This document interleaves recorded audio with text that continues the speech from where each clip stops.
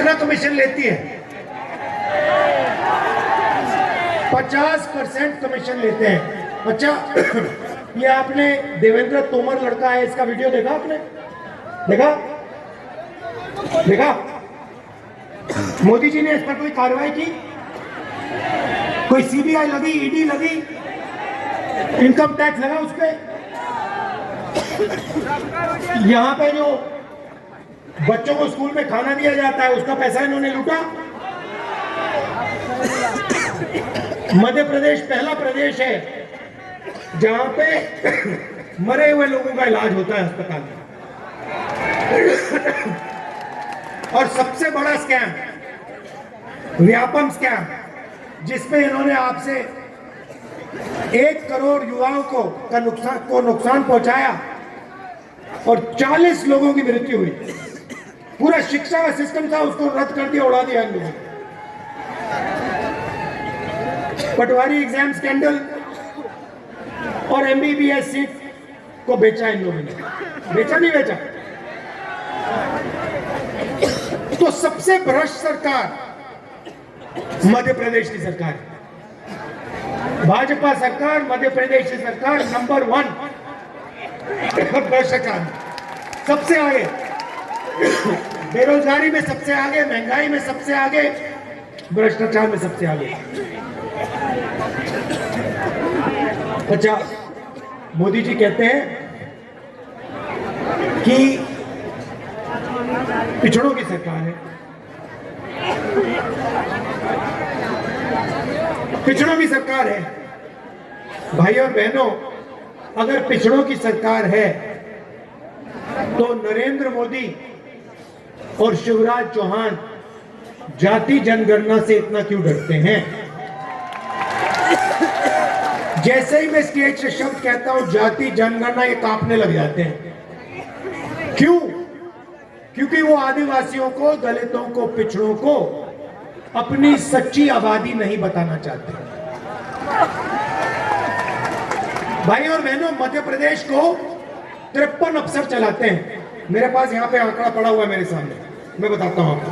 53 अफसर मध्य प्रदेश की सरकार को चलाते हैं। ठीक है, सरकार को एमएलए नहीं चलाते। हर बच्चा आईएएस की पढ़ाई क्यों करता है? क्योंकि वो जानता है सरकार को आईएएस के लोग चलाते हैं, आईपीएस के लोग चलाते हैं। तो 53 लोग मध्य प्रदेश की सरकार को चलाते हैं। ये जो अफसर है मध्य प्रदेश का पूरा पैसा है, जो बजट का पैसा है, इसको बांटते हैं। शिक्षा में कितना पैसा जाता है, आदिवासियों को कितना पैसा मिलता है, स्वास्थ्य में कितना पैसा जाता है, ये सारे के सारे निर्णय ये 53 अफसर लेते हैं। ठीक है, अब मैं आपसे सवाल पूछता हूं, 53 अफसर में से ओबीसी अफसर कितने? 53 में से भाई और बहनों एक ओबीसी अफसर है, एक। अच्छा, अगर मध्य प्रदेश की सरकार 100 रुपए खर्च करती है तो ओबीसी अफसर कितने पैसे का निर्णय लेते हैं? 33 पैसे।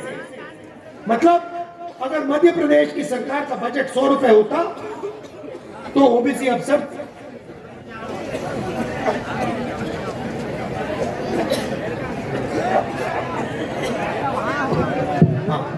तो ओबीसी के अफसर सिर्फ 33 पैसे का निर्णय लेते हैं। मतलब ओबीसी की मध्य प्रदेश की सरकार में कोई भागीदारी नहीं है, कोई भागीदारी नहीं है। चलिए आदिवासियों की बात करते हैं। 53 अफसर में से आदिवासी अफसर कितने? शाबाश, 2 अफसर आदिवासी हैं। अच्छा,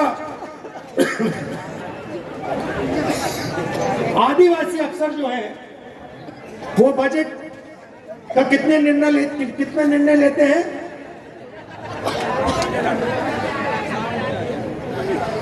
कितना? उससे भी कम। ये 70 पैसे कह रहे हैं, 70 पैसे भी नहीं। तो सच्चाई है भाई और बहनों कि मध्य प्रदेश की सरकार को ना ओबीसी चलाता है, ना दलित चलाता है, ना आदिवासी चलाता है। और यह सवाल मैंने उठाया है। मैं चाहता हूं कि जाति जनगणना हो जाए और पूरे देश को पता लग जाए इस देश में कितने दलित हैं, कितने आदिवासी हैं, कितने ओबीसी हैं। उसके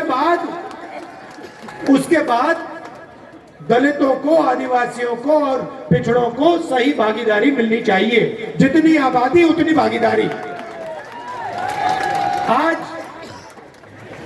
मध्य प्रदेश में कम से कम 50% पिछड़े लोग हैं। कम से कम 50% पिछड़े लोग हैं। पक्का नहीं जानता हूं और इतना होगा। 50% आपकी आबादी है और 53 में से आपका एक अफसर। और अगर 100 रुपए खर्च होते हैं तो 33 पैसे आप खर्च करते हो। कैसी भागीदारी हुई? शर्म की बात। और जब मैं ये मुद्दा उठाता हूं, बीजेपी सारे के सारे लोग चुप हो जाते हैं। नरेंद्र मोदी ने तो नई बात बोलनी शुरू कर दी। नरेंद्र मोदी जी ने कहा, भाई और बहनों, हिंदुस्तान में एक ही जात है, गरीब और कोई जात ही नहीं है। पहले हर भाषण में कहते थे मैं ओबीसी हूं, ओबीसी हूं, ओबीसी हूं। अब मैंने जाति जनगणना की बात शुरू की, कहते भैया अब हिंदुस्तान में कोई बात जात नहीं है, एक ही जात है, गरीब। क्यों? क्योंकि ये जाति जनगणना नहीं कराना चाहते और आपकी कितनी आबादी है और आपको कितना हक मिलना चाहिए वो आपको नहीं बताना चाहते। इससे बड़ा भाई और बहनों हिंदुस्तान में कोई मुद्दा नहीं है।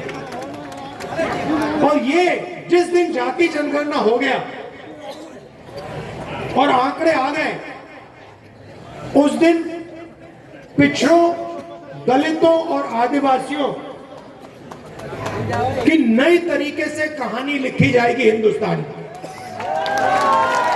और जो आपका हक है वो आपको मिलेगा। बीजेपी में और मुझमें एक फर्क है सबसे बड़ा। इस चुनाव में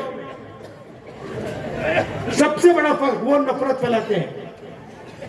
जहां भी जाते हैं एक जात को दूसरी जात से, एक धर्म को दूसरे धर्म से लड़ा देते हैं। मैं कहता हूं नफरत के बाजार में मोहब्बत की दुकान खोलनी है।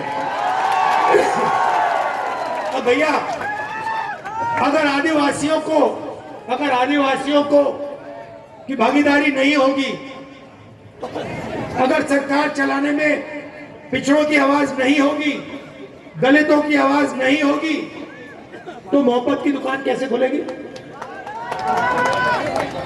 कैसे खुलेगी? अगर आप लोग सरकार में शामिल ही नहीं हो, आपकी 50% आबादी आप शामिल ही नहीं हो, तो मोहब्बत की दुकान कहां से खुलेगी? खुल ही नहीं सकती। क्योंकि मोहब्बत की दुकान की नींव न्याय है। न्याय होना चाहिए, पिछड़ों को न्याय मिलना चाहिए, आदिवासियों को, दलितों को, जनरल को, सबको न्याय मिलना चाहिए।